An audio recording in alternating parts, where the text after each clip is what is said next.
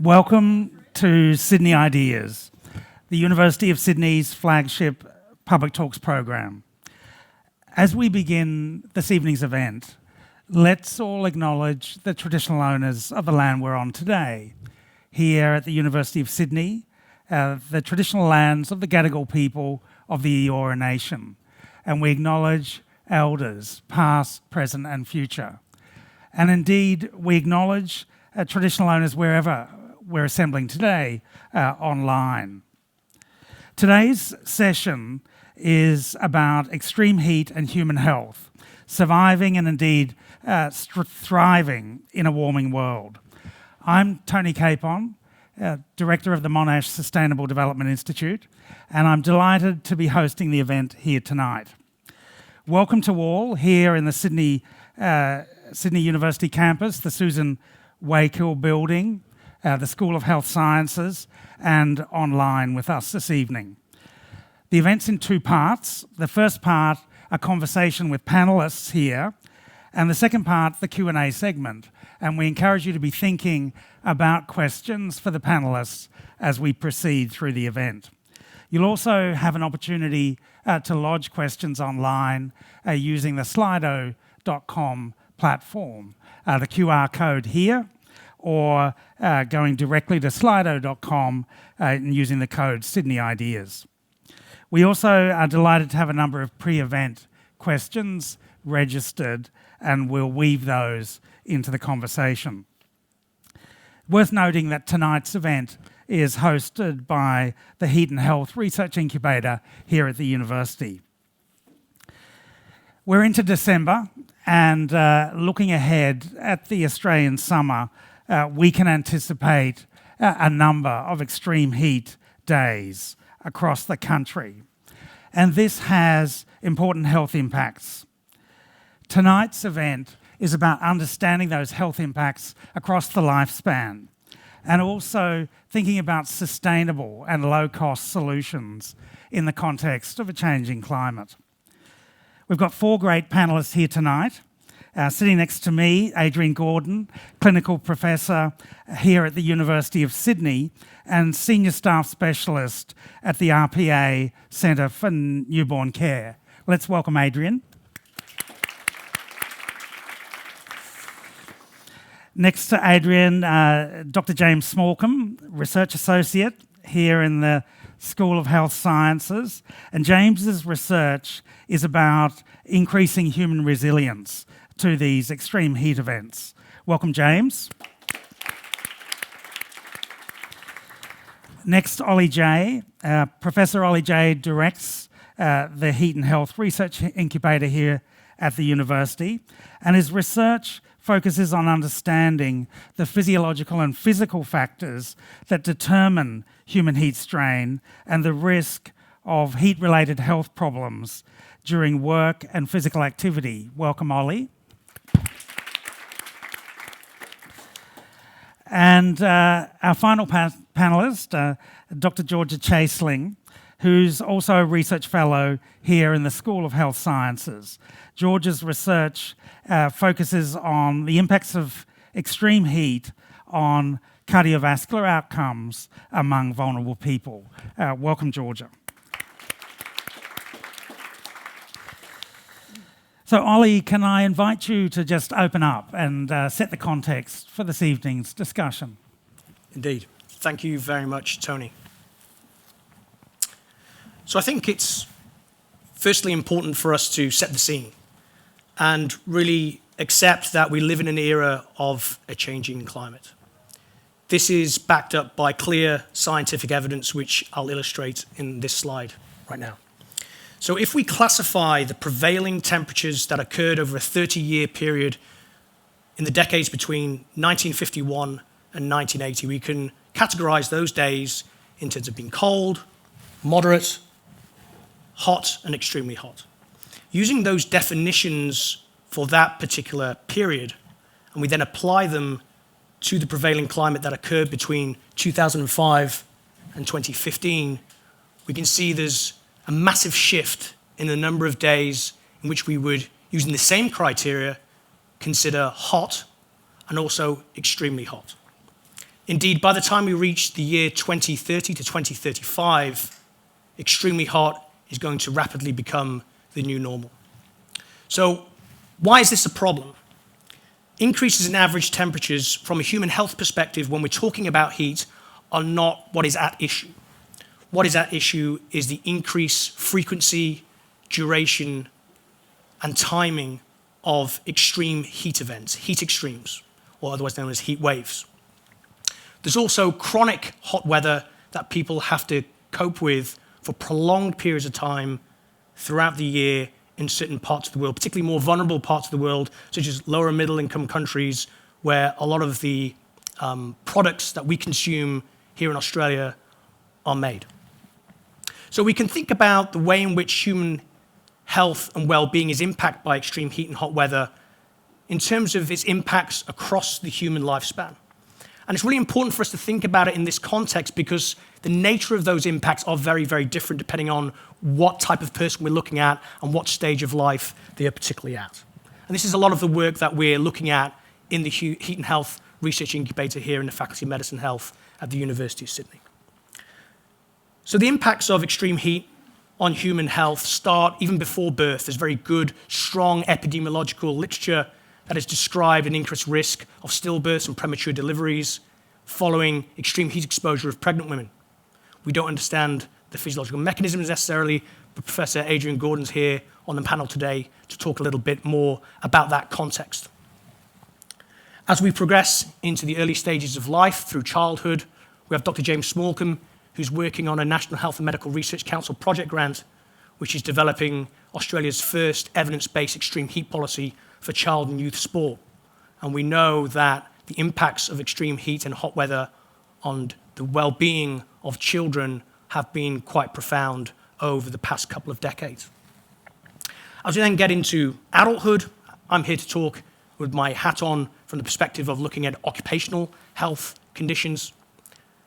And then as we get into the later stages of life, primary aging, and then the interaction between primary aging and chronic health conditions also serves as a massive risk factor or combination of risk factors for negative health effects of heat extremes and hot weather. And we have Dr. Georgia Chaseling to talk about that, particularly from the perspective of cardiovascular disease.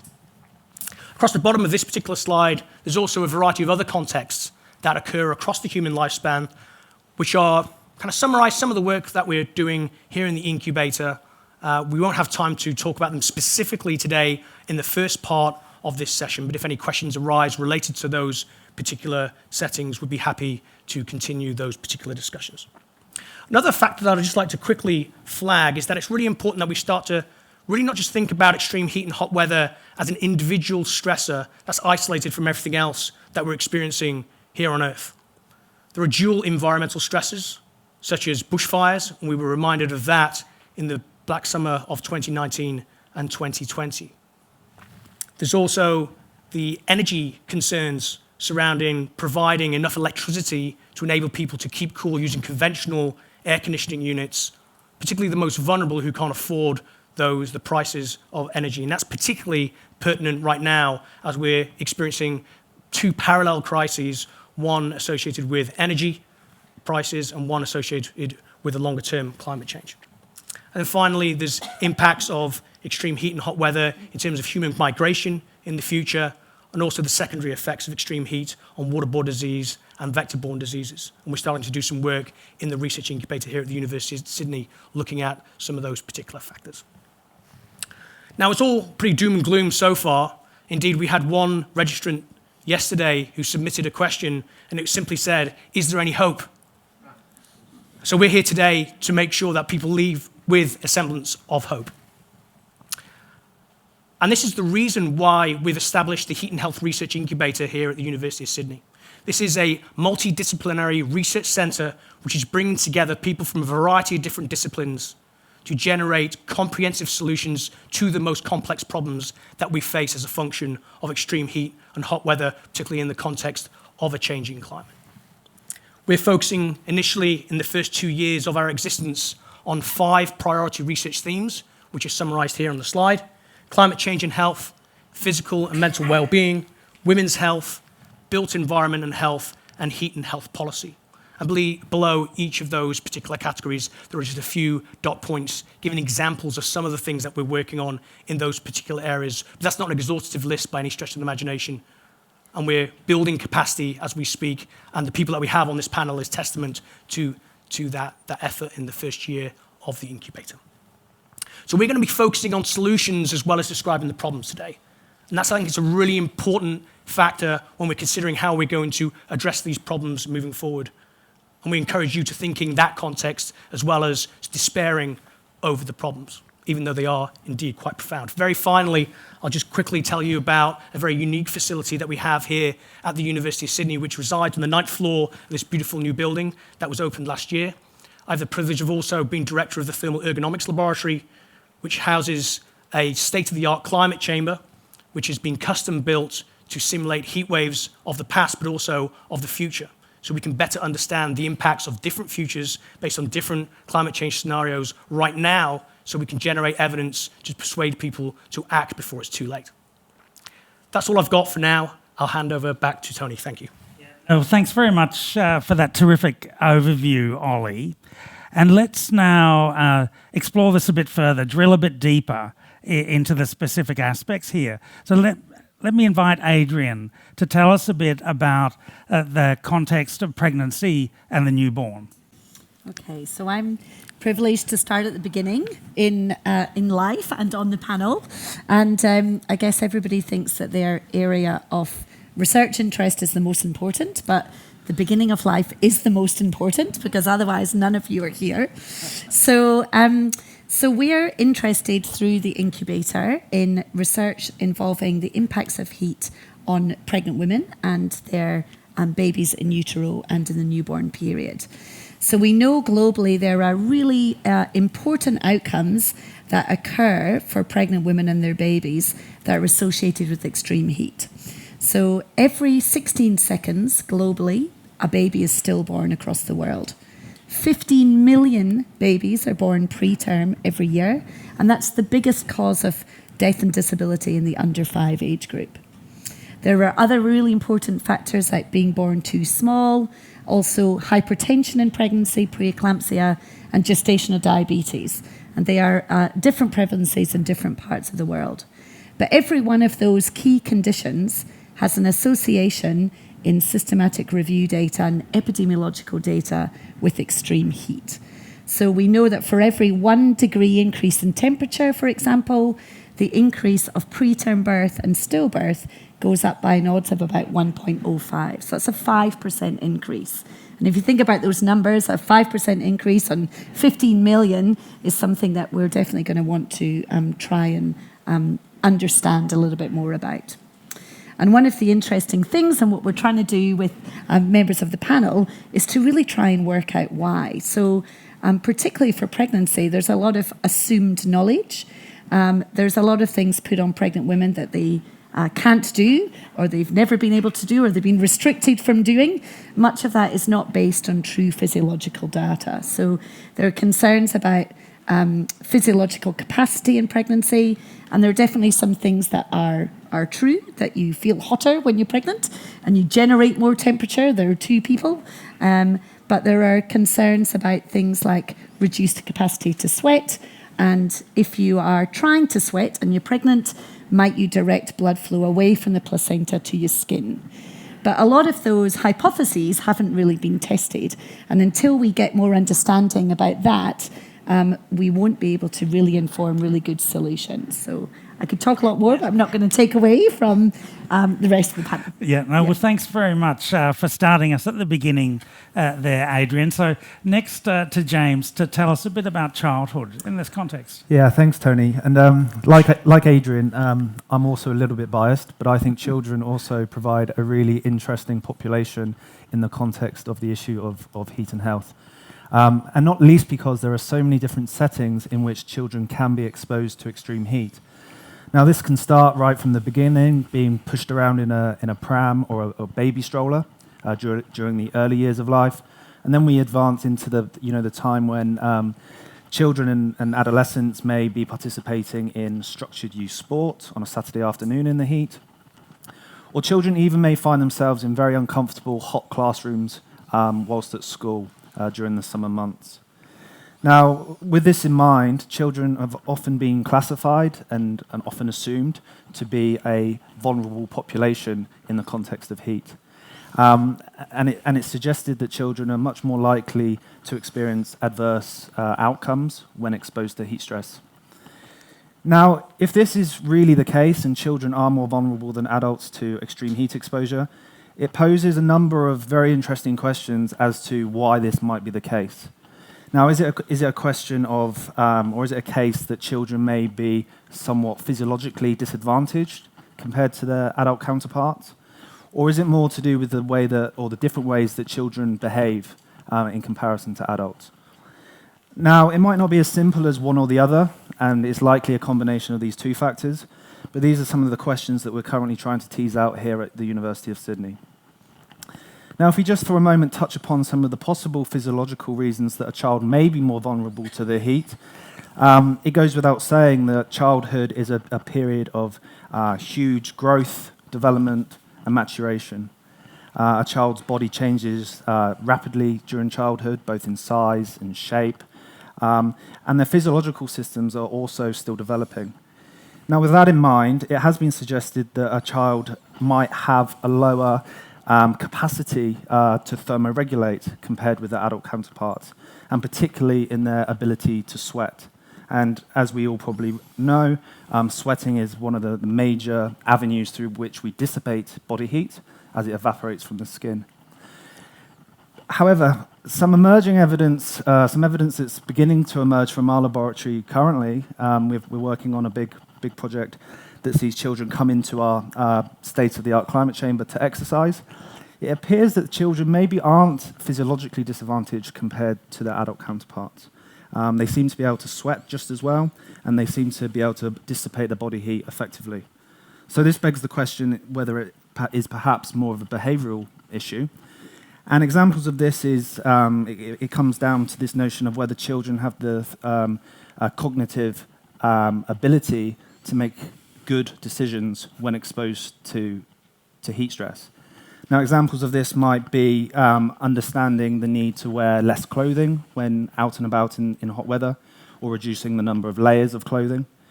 Or it may come down to this, their ability to downregulate the intensity of any given activity that they're performing under heat stress conditions. And it's also probably worth bearing in mind that children are often very heavily dependent on adults to make good decisions on their behalf. So examples of this might include the youth sport coach who has to make the call as to whether the environmental conditions are appropriate for play to continue on a Saturday afternoon, or the teacher that is making the decision as to whether it's safe to send children out to play in the playground during periods of extreme heat. So I think it's this unique combination of these potential physiological differences and these behavioural considerations that make children such an interesting population. Yeah, no, thanks very much, James. Certainly a lot to explore there, isn't there? Now, Ollie, tell us a bit about the adult context, including work. Yeah, so thank you, Tony, and thank you, Adrienne and James, for your contributions. So I'll keep it relatively brief because I've spoken quite a lot already, and we want to make sure that we have lots of time for questions. I think the way in which occupational heat stress is evident, it's important for us to think about the context. So if we first look closer to home, what are the impacts of extreme heat on occupational productivity in Australia? There was a paper that was published in Nature Climate Change in 2015 by an international research group, and they estimated that the impact of heat on the Australian economy was north of $6 billion a year. That's with a B. And this was predominantly not through absenteeism, but through presenteeism. And this is a phenomenon where, in order to try to prevent yourself from overheating, if it's an exertional job that you're engaging in, what we tend to do is that we slow down, owing to the fact that we can reduce the amount of heat that we're generating inside the body. And that in and of itself is a behavioral protective measure to overheating. In an office environment, if we start feeling uncomfortable, then we know that that's going to alter the way in which we're going to be productive in an office-based workplace environment. Of course, the solutions maybe focused on things like air conditioning, etc. So, but I'll talk about that and the issues associated with that a little later on. If we look a little further afield in an international context, particularly in lower and middle income countries, the dynamic changes quite significantly due to the changing nature of labour law settings. So in Australia, we're protected quite relatively well by labour laws which prevent exploitation in the workplace in most cases. In some other countries, this is not necessarily the case, because often people are paid by the unit of productivity, by the bushel, or by whatever output they're generating from that particular job. So if we think about that, and then we think about the way in which we naturally behaviorally defend ourselves against extreme heat in a workplace, then we realize that we'll slow down, we'll get paid less. So then there's this cost-benefit analysis that a lot of people will be doing, is either they slow down, protect themselves against extreme heat, and have to work longer to get paid the same amount, or they try to ignore those signals that their body's giving them to tell them to slow down, and they push forward, and that's when they're exposed to greater risk of maybe not heat stroke, but certainly along the spectrum of exertional heat illness. And there's a lot of great work that is looking at generating some evidence that's supporting that, particularly from my European colleagues, which have been part of the European Heat Shield project, which James was actually a part of before he joined just here at the University of Sydney. Maybe we'll touch on some of that information a little later on. But I think it's that context, or that concept, beg your pardon, of climate justice. The people who are responsible for contributing the most to climate change often don't feel the consequences as much as those who can contribute less. And that's certainly so in an occupational context. I won't talk anymore because I want to allow more time for everyone else to speak. So. Well, thanks very much, Ollie. And I know in the incubator you're doing really interesting work, I think with support from the Wellcome Trust in Bangladeshi garment factories that's very relevant to this work context. So let's come now to Georgia to tell us a bit about ageing in this context, including cardiovascular disease. Yeah, thanks, Tony. I think continuing the trend on looking at the negative effects of heat on population wellbeing, I'm interested in looking at the association between extreme heat and ageing and chronic disease as well. Unfortunately, a lot of increase in hospitalizations and mortalities that we see during extreme heat events do occur in adults over the age of 60 years old. And we see about 80% of these deaths are due to cardiovascular risks. People who do have cardiovascular disease are at an extremely increased risk of going to the hospital or, unfortunately, mortality during extreme heat events. And again, continuing the trend of understanding why. We don't really understand the mechanisms that can explain this increased risk. So a lot of the work that I'm interested in doing is trying to understand why these individuals are at a greater risk and what can we do to absolutely protect them from harm during extreme heat events. So I don't think I need to touch on that much more. Great. Well, look, thanks very much. I think you've given us a good overview of this life course understanding of heat and health. And as Ollie said earlier, we want to now get to the hopeful bit about what are some of those potential solutions, including those sustainable solutions that are lower cost, lower carbon solutions in this context. So perhaps beginning again at the beginning of life, Adrienne, tell us about what we know about solutions in pregnancy and the neonatal period. Yeah. So I guess the first thing to say is we don't know very much because pregnant women are continually excluded from randomized trials or clinical trials because of the nature of being pregnant. And we've seen that most recently with the COVID pandemic. So I was part of the National Task Force for Living Guidelines for the country for COVID. And, so much evidence coming out every week.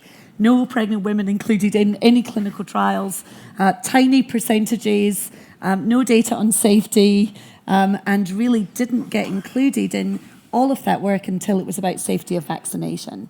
So I guess the first thing to say is if we're going to have solutions for pregnant women, we need to include them in research and we need to include them in clinical trials. We also need to understand, as I said earlier, a little bit more about the unique physiology in pregnancy and what is different and what might not be so different, but we have thought it was. So James and Ollie have led a climate chamber study that was published a little while ago, randomizing pregnant women in the ergonomics lab to different temperatures, and actually found that up to about 32 degrees, there was actually no thermoregulatory impairment. So some of the reasons that we don't include pregnant women in such studies might actually not be true. And now that we've got better ways to understand that, I think that's a really important place to start. I think some of the solutions will come down to things like policy that might affect work habits and culture for pregnancy. In many countries in the world, pregnant women are the workforce, particularly in rural or subsistence areas where they're often doing a lot of the farming. They're doing that right up until they have the baby. They're doing it afterwards with the baby on their back. So there might need to be some very low-cost solutions to actually maintain a workforce, but do that safely. So I think we've got a long way to go, and I think we can follow some of the solutions and work that's happened in other populations. But I think it's a very important population to start including. Yeah. Great. Thanks, Adrienne. And I think that's a really terrific message about this Heat and Health Research Incubator here at the University of Sydney, that it's really challenging some of this received wisdom in our understandings of relationships between heat and human health and the kinds of solutions that we need to be exploring. So James, the context of childhood, what are we learning in that context? Yes, absolutely. And just before I move on to children, I think it's just worth touching back on the study that Adrienne alluded to there. It was a really interesting study. We got about 20 pregnant women to come and exercise in the climate chamber. And despite them exercising for 45 minutes at a pretty moderate intensity, their rise in core body temperature was no different to non-pregnant women. And importantly, these pregnant women got nowhere near what is thought to be the critical safe threshold for core body temperature. So this, to us, was good evidence that women can safely exercise in the heat, which I think is a very useful finding. Moving on to the context of the pediatric population, similar to the pregnant women, I think the take-home message is there's still quite a lot of work that needs to be done. But the good news is that over the last 2 years, we really have kick-started this line of research in the thermal ergonomics laboratory. As Ollie alluded to, we currently hold an NHMRC-funded project, which is designed to systematically examine the thermoregulatory responses of children as they develop through childhood and into adolescence. And the real aim here is to establish whether their thermoregulatory capacity changes with advancing age, and if so, how these responses may differ to those of adults. Now, the big picture kind of side of this project is we hope that these data will help us inform an evidence-based extreme heat policy for youth sport in Australia.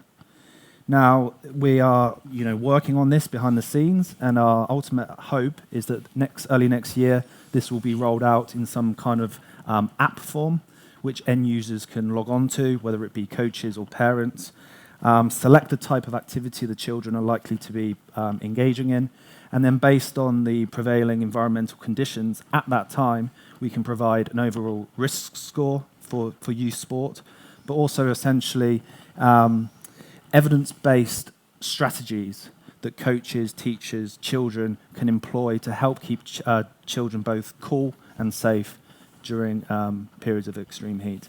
And I'm not sure whether the app is something that Ollie might like to discuss in a little more detail in a slightly different context. Yeah, no, that's great. Well, thanks very much, James. And maybe at this point, just a reminder, here's the Slido QR code, and I can see that questions are coming in, which is great. So thank you very much for that, James. So back to adulthood and that work context. Yeah. Thank you, Tony. So I'll just briefly touch on two things. And the way we'll categorise them are changes in policy, so work that's been done in that context, and then interventions that can be used in the workplace that don't contribute to the problem further down the line. So first of all, if we focus on policy, now this is not necessarily work that we've done, but good colleagues of ours have done in Europe. And probably the best exemplar of this type of work is some work that's been done by a colleague of ours in our field called Andreas Flores, who's worked in Qatar trying to better characterize the impact of extreme heat on occupational workers in the preparation to the World Cup, which is taking place right now. And obviously that's very well documented, the impacts that has had in terms of worker mortality. And what Andreas' team did, alongside a bunch of other colleagues as well, is that they tried to better understand what the problem was. They then used physiological evidence from people who understand how the human body thermoregulates and implemented that in the context of changes in work policy. And they've got some really strong data demonstrating really quite a dramatic reduction in workplace mortality and morbidity due to extreme heat since the implementation of those policies. And those policies might be something similar as ensuring that there's adequate breaks for recovery of body core temperature, adequate opportunities and supply of hydration. There's some other work from Lars Nebo in Copenhagen, where they've demonstrated that agricultural workers in Europe often arrive at work in a dehydrated state already before they even start work and are exposed to these extreme heat conditions. So the provision of resources that enable people to maintain their thermoregulatory status, it might seem simple, but ensuring that these are embedded in policy is a really powerful way of ensuring that it's translated to changes in health outcomes. And I think that's a really nice example. In fact, some of that work was featured on the cover of Time magazine just before the start of the World Cup. So congratulations to them. In terms of interventions, the one thing I'd like to talk about is this notion, and people who know me will not be surprised that I'm going to talk about this idea of moving air more and chilling it less. We've been quite preoccupied for a long time now, thinking that the only way to cool the human body is by reducing the temperature of the air that people are exposed to. But we exchange heat with the environment through a variety of different pathways, and one of them is a process called convection, which is accelerated by air movement. And what it means is that you can lose the same amount of heat, feel pretty much the same thermal status, but with a warmer temperature with a higher airflow. And just demonstrated by the blinds, actually.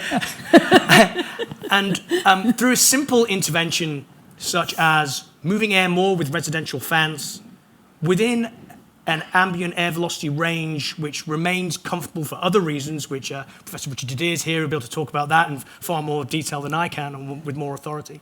But within these ranges of air velocity, what we model is that people can maintain the same thermal experience, but at higher temperatures, which means that you can set your thermostat of your air conditioning unit to about 4 degrees Celsius warmer. This means the air conditioning unit will turn on later in the day, it'll turn off earlier in the day. That means it'll be on for a shorter period of time. And some days it might not even be used at all, whereas in still air conditions it would be. And collaborating with our colleagues of sustainability, led by Professor Manfred Lenson and Aranima Malik, we estimated that the reduction in electricity usage and cost for cooling when using this approach, this fan-first cooling approach, saves 70% of electricity use for cooling throughout a typical year here in Australia.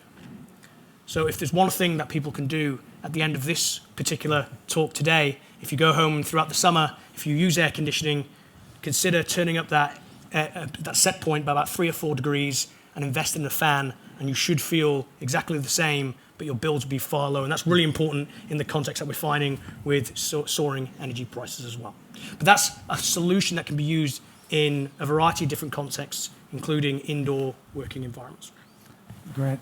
Thanks, Ollie. And clearly, as Ollie points out, in the most recent northern summer, where the governments of Italy and Spain were requiring people to increase the set point of the cooling systems in buildings, this understanding of the importance of moving the air as well as cooling it is really a fundamental understanding that we seem to have lost. I remember when I was a child growing up in Brisbane, nobody had air conditioning and we all used fans. And so, there's been a rapid change of context in Australia, and we seem to have lost this understanding. And the Heat and Health Incubator is trying to reclaim the understanding in part of this work.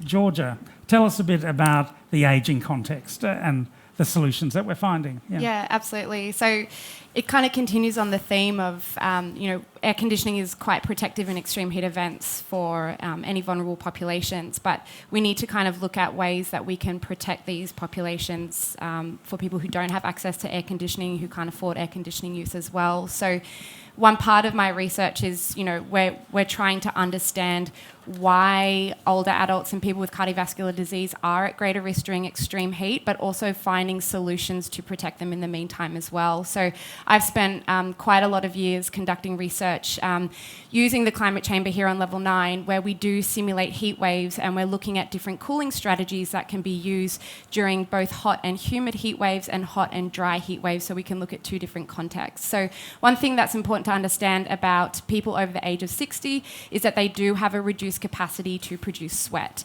So this means that they're not able to lose as much heat from their body as someone who's maybe between 18 to 40 years old. So one strategy that you can look at is something as simple as putting cold water on your skin. That can help you, once you evaporate that water, can help you to lose heat from the body. But fan use is quite beneficial in the context of extreme heat, especially in very humid heat waves where you are producing a lot of sweat. It's going to help that sweat to evaporate from your body and help you to lose heat. And then even combining skin wetting with fan use, but extending that to just things like going to a swimming pool or having a cold shower, getting a sponge and dabbing yourself with cold water. These are all very simple strategies that are low cost, consume no carbon or very minimal if you use a fan, very economical for a lot of populations as well. So that's a lot of the research that we're doing. And again, just to follow on what Adrienne was saying before, a lot of research doesn't include pregnant women, but a lot of research doesn't include people with cardiovascular disease because people are so concerned just to, think about exposing these people to the heat with fear of what might happen. We know that there's an increased cardiovascular strain. The heart has to work a lot harder when we're exposed to a hot environment, but it's understanding how hard does the heart work and how much heat is too much heat before we start to see some negative effects. And that's some of the work that myself with Ollie and the Heat and Health Research Incubator are trying to understand as well. Great. Well, thanks very much, Georgia. So now it's over to you. In the room here, an opportunity for a Q&A with the panel and also online. I can see a number of online questions. I can see one hand up in the room. Let's start here and then others in the room, or we'll go online next. Yeah.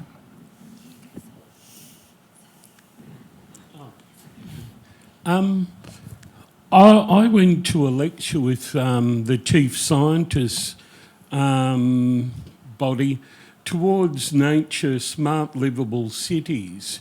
Now that was talking about greening cities to keep them cooler, using the plant's transpiration to take excess heat off. My other comment really is, with the last floods and warmer weather, we're getting tropical diseases right down to Victoria. Do you think we're going to end up with tropical diseases right throughout the east coast of Australia? Great.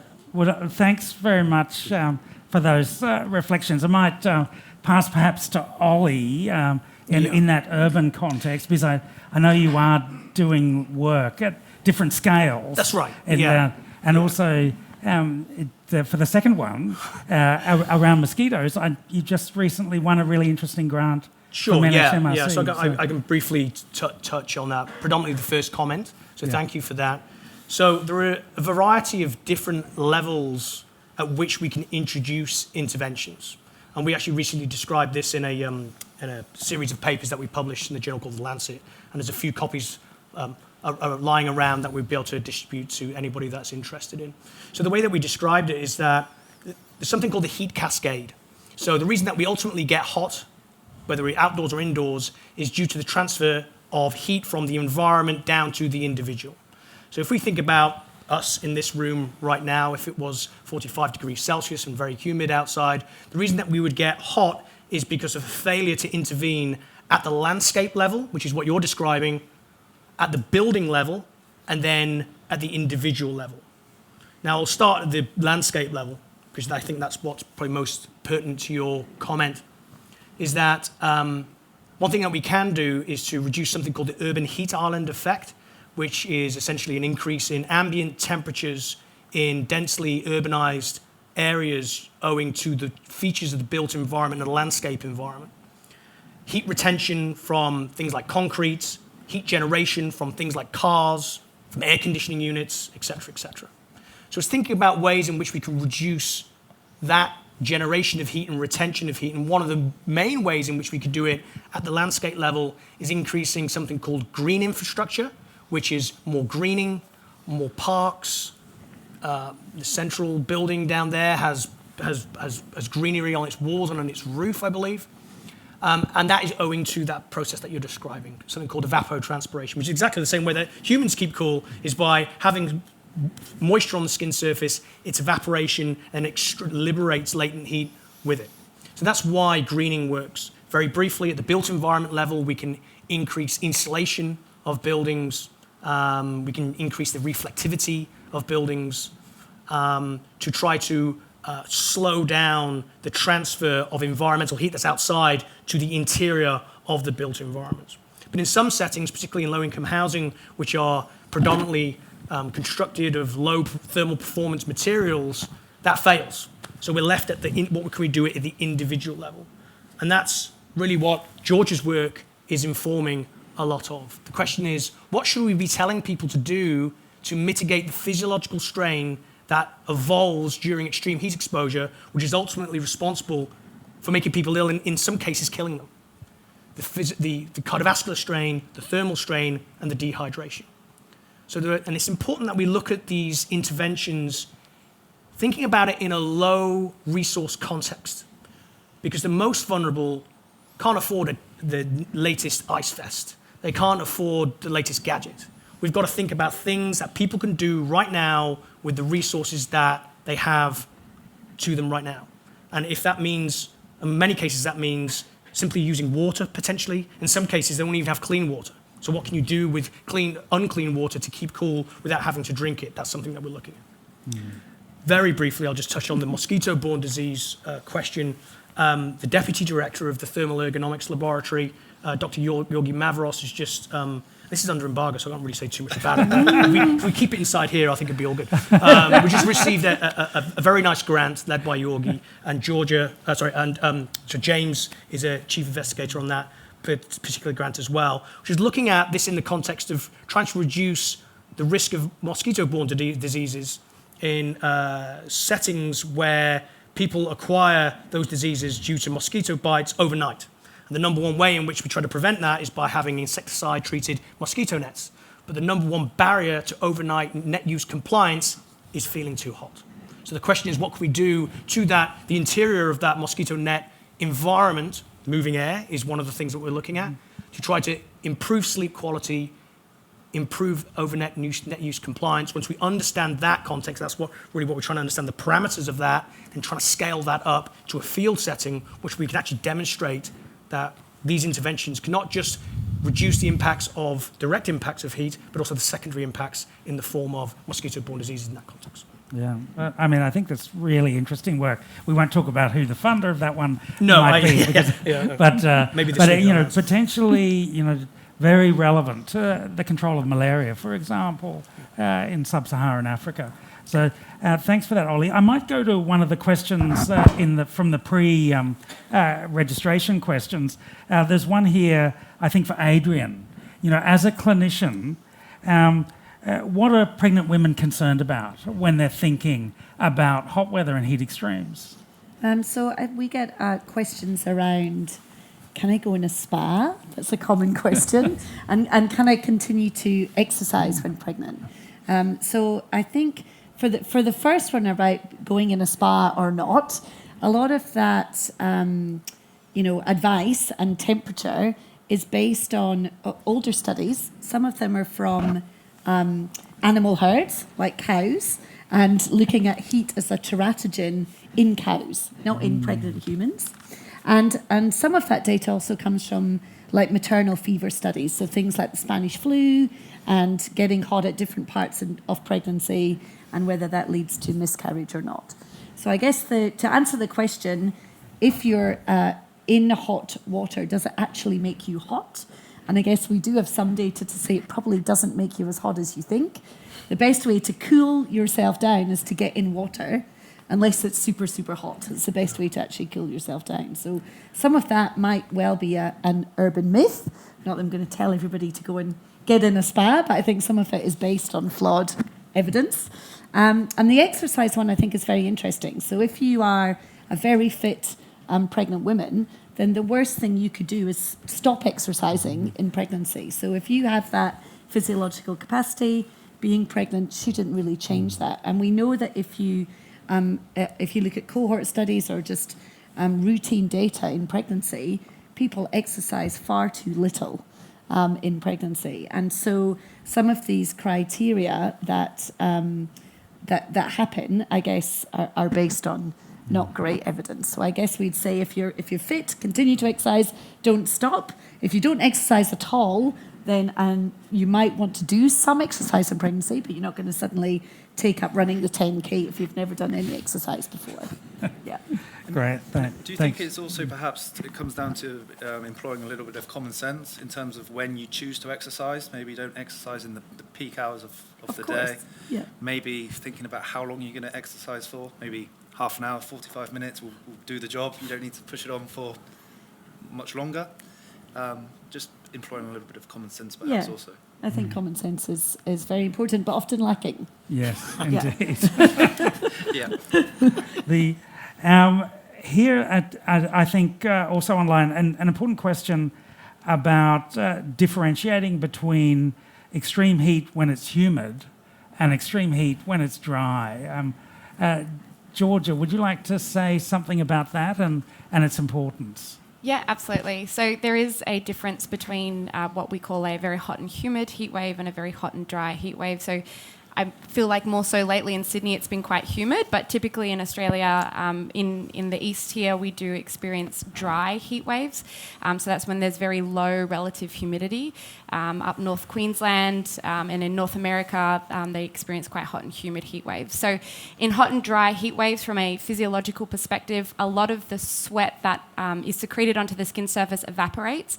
And so our body almost struggles to continue to sweat to allow us to lose heat from the body. So this can cause dehydration problems and increases our core temperature. So we have increased heart rate and cardiovascular strain.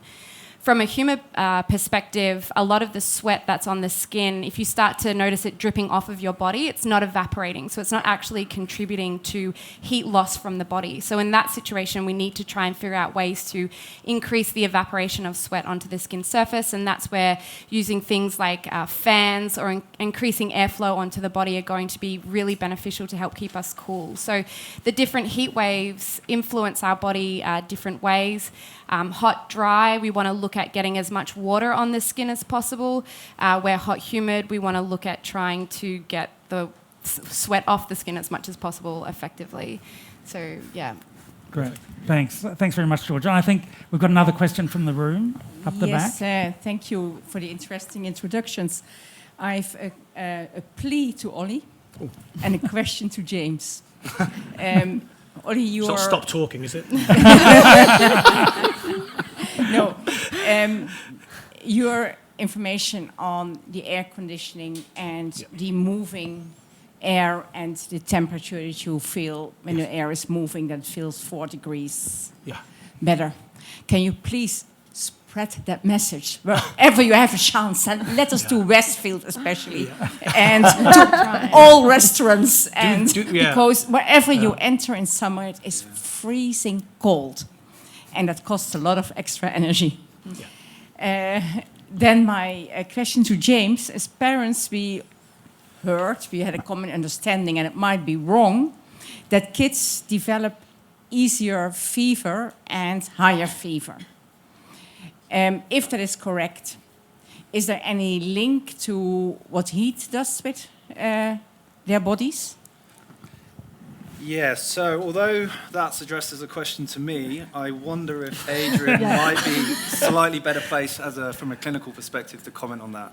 Yeah, so I think they don't get a higher fever, but they have a more rapid increase from a normal temperature to a high temperature.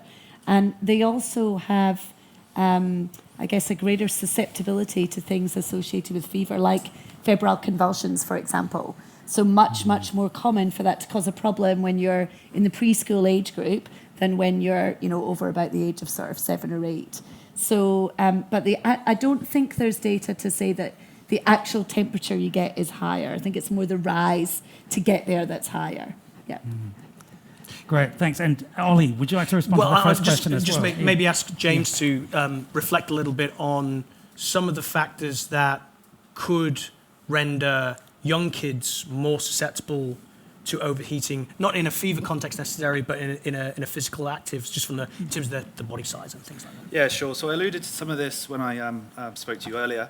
And there's this kind of dilemma, whether it's a physiological difference that perhaps exists between adults and children, or whether it's behavioural. But if we think about some of the physiology that's going on during childhood, as we said, adults and children are very different. A very obvious way in which they differ is their body size. And this is both their body surface area and their body mass. And this combination, or the interaction between these two factors, is relevant from a body heat storage perspective. Now, when we're younger, we tend to have a larger body surface area, but a lower body mass. And in terms of from a heat balance perspective, this can be disadvantageous for children, especially when ambient temperature exceeds skin temperature. So once we get past around the 35 degrees Celsius mark, what that additional body surface area to mass ratio can essentially accelerate is the amount of heat that's blown on to a child's skin, potentially accelerating the rate at which they heat up. With that said, what I'll just quickly say is, so we've got an honours student, Megan Tiong. He's writing an excellent paper at the moment that's really trying to model the ways in which different surface area to mass ratios actually matter. And another key consideration is whether there's parallel reductions in the ability to sweat. So if you've got those two things happening at once, higher surface area to mass ratio and a reduction in the ability to sweat, then that's where it becomes really quite problematic. But as I also mentioned earlier, the evidence that's emerging from a lab suggests that children can sweat. Indeed. They do have the ability to sweat, and it's very similar to that ability of adults. So we don't think there's a problem from that perspective. Great. Well, thanks very much. Now, just doing a bit of a time check. I think we've got 6 or 7 minutes left. I think we've got another question in the room, and there's one more up the back as well.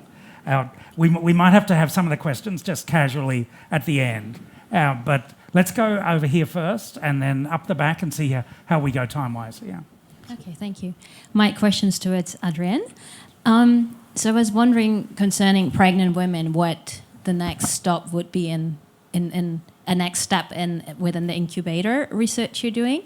So is it, are you also, for example, going to look at if there's some fetal stress associated with increased heat, or other pathways like, that mothers are more prone to pregnancy complications like gestational diabetes and hypertension, and through that could be a mechanism.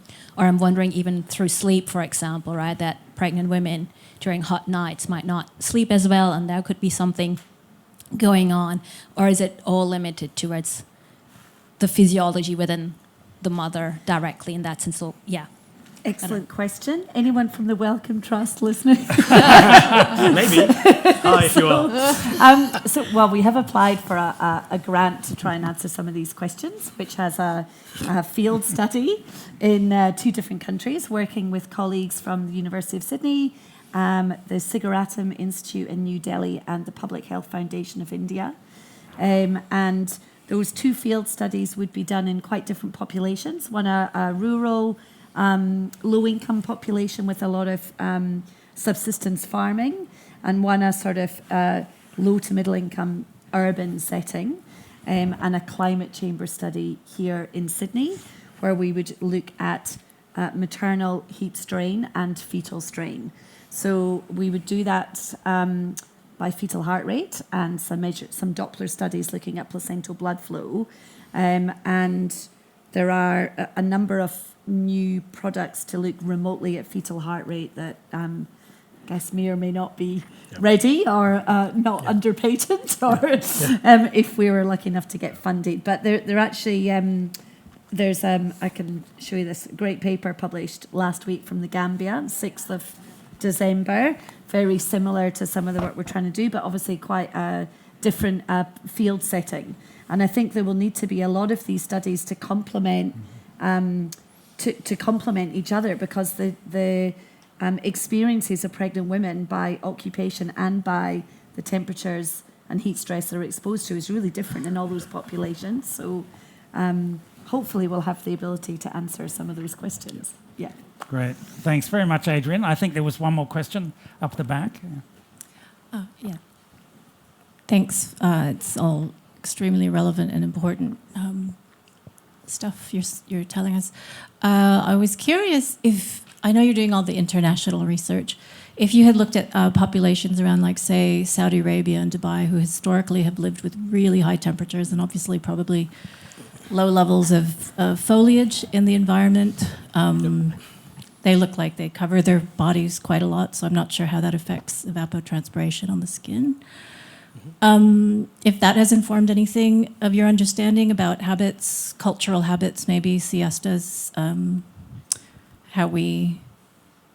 active we are at different parts of the day, and how they as populations have coped before sort of having this wealth of oil and obviously cranking up the air conditioning. If that's had any research done into it as well. Sure. Maybe I'll quickly take this. It's a great point. So I think one thing that we shouldn't get too preoccupied with is just temperature, though. So those type of environments that you're describing have very high ambient temperatures, and they're measured in the shade as well. That's another take-home point for everybody, is that the temperatures that we see are measured in the shade, not in the sun. They're typically 15 to 17 degrees Celsius higher in the sun. But the humidity is very low. So under those particular conditions, the ability to evaporate sweat is unimpaired by the climate, but the impairments comes from the body, as Georgia described, so the ability to secrete sweat. I think the behavioral component is a really important and interesting question, and I actually was reflecting on this past week, thinking about a longer-term research project, and really trying to acquire as much information from traditional sources where people have existed for thousands of years in certain parts of the world without any mechanical intervention, such as air conditioning, for example. Clearly, this has been possible, and documenting this and leveraging this traditional knowledge to inform contemporary policy, I think that's a really important consideration. And another thing that Tony and I have talked about in the past is also the role that certain cultural norms play into this whole situation as well.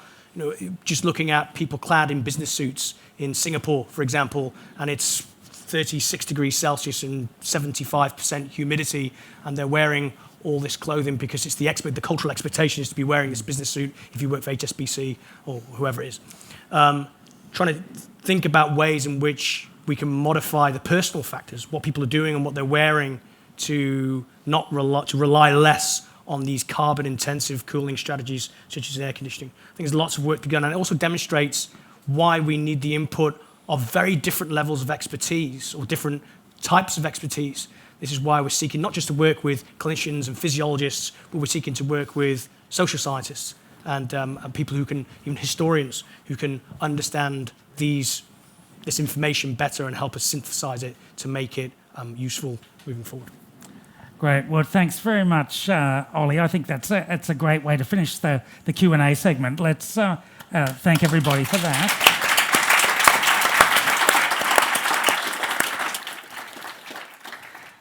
Now, just as we close, I might invite the panelists to say one final message, like a takeaway message, if you like, from tonight's discussion that potentially might be useful here in Sydney and around Australia in the coming summer.